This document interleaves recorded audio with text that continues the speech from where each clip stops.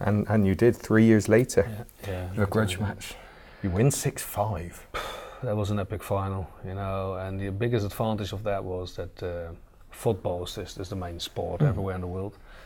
But because of the winter here in England, you guys play along, you know, you play further, you never stop. But in Holland there was a break of football. So on Sunday night, particularly when I played Richie in that final, no one, they were zapping on the TV, there was no football on, so Dutchman in the final of darts, oh yeah, it's the same guy who was in 95, you know, same final. So we got over a 5.5 million viewers. Whoa. Over a population of 15-16 million people in Holland, and that was not normal. Sometimes I drive on the highway in Holland, and every third car passing me on the other side, I'm thinking, oh, wait on, this car watch me, you know, who know I am, and it went mad after that. So that's, you knew you'd made it as a dart player and as a personality. Yeah, I was in every TV show. Everything was arranged. A lot of gifts, cars like Lee's cars. You can have it. I even flew an F-16 with a lieutenant pilot in Holland. Whoa! Everything went fantastic. Exhibitions, sponsorships, a lot of exhibition items. And that coincided with dart becoming a major force in the Netherlands. The thing was to defend our sport. You know, the main reason people think, is it a sport? Is it? And I always found that hard, you know, because everyone knows how.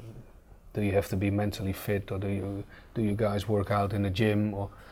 And I said to everyone, we do. So watch us. And then we got more and more respect from a lot of people, even celebrity people in Holland. They all watch, football players.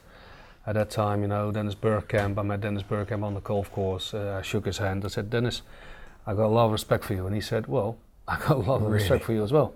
So I met Marco van Basten. 1st of April, gonna meet Robin van Persie in Daily Blind at Manchester. Yeah, they all love the sport. They all love it. Great. So the following year, only Eric had sort of defended his first world championship, and you done it, another 6-5. The experience from the year before against Richie, was that vital for the final, the 6-5 against Ronnie Baxter? That was even harder because now you are the current world champion, and then you have to prove that you can do it again. Must be honest, I was a little bit lucky in the second round. We all should remember that 4 or 5 missed starts from Mr. God, what was his name? Got it. We must remember. Les Wallace. He was a world champion. Yeah, he was the world champion. He missed 5 match starts against me, and I later won the game against Ronnie, which was an epic final as well, 6-5. And those 2 6-5s.